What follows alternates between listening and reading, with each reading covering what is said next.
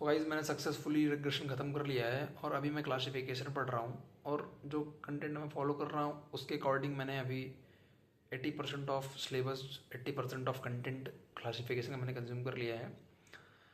और गाइज़ मैं आपको एक बार क्लासिफिकेशन और रिग्रेशन में बेसिक डिफरेंस समझा देता हूँ। गाइज़ हम रिग्रेशन मॉडल वहाँ यूज़ करते हैं जहाँ पे हमें कोई कंटिन्यूस वैल्यू प्रेडिक्ट करनी हो, वेयर एज हम क्लासिफिकेशन मॉडल वहाँ पे यूज़ करते हैं जहाँ हमें कोई कैटेगरिकल आउटपुट चाहिए हो, जैसे यस और नो काइंड ऑफ इस टाइप की चीज़ें। जैसा कि रिग्रेशन हम वहाँ यूज़ करते हैं जैसे हमें किसी स्टॉक का प्राइस प्रेडिक्ट करना हो या फिर कुछ कुछ फीचर्स हमें मिलेंगे उसके बेसिस पे। और उसी तरह अगर हमें क्लासिफिकेशन वहाँ यूज़ करेंगे जैसे कोई मेल है वो स्पैम है या फिर नहीं है, या फिर हम एक पिक्चर रखते हैं वो पिक्चर प्रेडिक्ट करना कि वो डॉग है या कैट है। इस टाइप की चीज़ें हम जो है वो क्लासिफिकेशन मॉडल यूज़ करते हैं करने के लिए।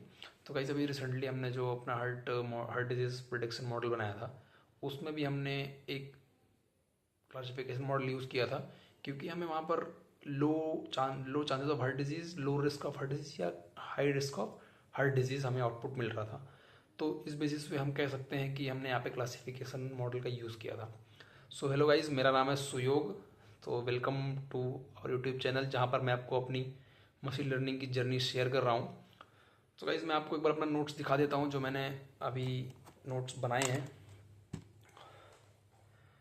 गाइज़ मैं अभी नोट्स जो है वो गूगल कोलैब पे आपको पता है मैं बना रहा हूँ। और गाइज़ ये है मेरे नोट्स जो भी मैं बना रहा हूँ। ये मैंने सपोर्ट वेक्टर पढ़ लिया था और ये भी मुझे समझ में आ गया है सपोर्ट वेक्टर कैसे हम ट्रेन कराने, क्योंकि कुछ कुछ चीज़ें मुझे समझ नहीं आई, जैसे कर्नल क्यों यूज़ हो रहा है वो भी मैं अभी डॉक्यूमेंटेशन की हेल्प लेके पढ़ रहा हूँ। जैसे अभी मैं मीन स्क्वायर के बारे में पढ़ रहा था जो जो हम यूज़ करते हैं रिग्रेशन में, kind of regression model predict करने के लिए कि कंपेटेबल है या फिर नहीं है, या फिर मतलब कितनी एक्यूरेसी। जैसे हम क्लासिफिकेशन मॉडल्स में हम एक्यूरेसी और प्रिसीजन देखकर हम पता करते हैं कि मॉडल कितना फिट हो रहा है, कितना अच्छा काइंड ऑफ आउटपुट दे रहा है या नहीं दे रहा। उसी हिसाब से हम रिग्रेशन में मीन स्क्वायर और एक होता है आर स्क्वायर, इन दोनों और भी होते हैं, मुझे अभी दो ही के बारे में जानकारी है। तो इन इन चीज़ों का हम यूज़ करके पता करते हैं कि वो कंपेटेबल है या फिर नहीं है, अच्छा आउटपुट दे पा रहा है या नहीं दे पा रहा है।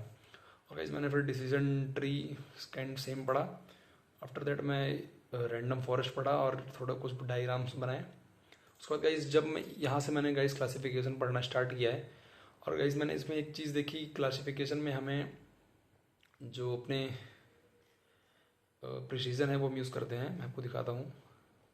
हम मैट्रिसेस से हम एक्यूरेसी स्कोर इंपोर्ट करते हैं, जिससे हमें इस मॉडल की एक्यूरेसी पता लगती है कि वो कितना परसेंट या फिर चीज़ें प्रेडिक्ट कर पा रहा है। हम जो मॉडल ट्रेन किए हैं अपने ट्रेन वाले डाटा पे वो कितना उस चीज़ को प्रेडिक्ट कर पा रहा है। सबसे पहले हम ये कन्फ्यूजन मैट्रिक्स निकालते हैं जिसमें हमें पता लगता है कि ये कैसे, मतलब थोड़ा सा कन्फ्यूज़न है। मुझे ये लगता है कि ये जो है हम जो डाटा ट्रेन किए हैं उस बेसिस पे और कितना हमें ये चीज़ दे पा रहा है, काइंड ऑफ ट्रेन और टेस्ट में हम स्प्लिट कर दिए हैं, तो कितना कितना हमें सही दे रहा है कितना गलत दे रहा है वो बताता है।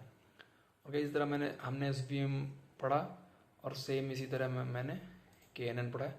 और अभी डिसीजन ट्री में पढ़ने चल रहा था, पर मैंने सोचा एक बार वीडियो बना दूँ क्योंकि वीडियो काफ़ी लेट हो गई थी, क्योंकि थोड़ा सा मैं फैमिली में बिजी था, तो इसलिए गाइस थोड़ा सा वीडियो मेरा लेट हो गया। एक बार मैं आपको अपनी जो मैंने नोट्स बनाई है कॉपी वाली वो मैं आपको दिखा देता हूँ। तो गाइस ये मैंने नोट्स बनाया था कॉपी, जो मैंने ये आर स्क्वायर यहाँ पे मैंने पढ़ा था जो हम रिग्रेशन में यूज़ करते हैं। और गाइस ये मैंने लॉजिस्टिक रिग्रेशन के नोट्स बनाए हैं ये समझने के लिए काइंड ऑफ।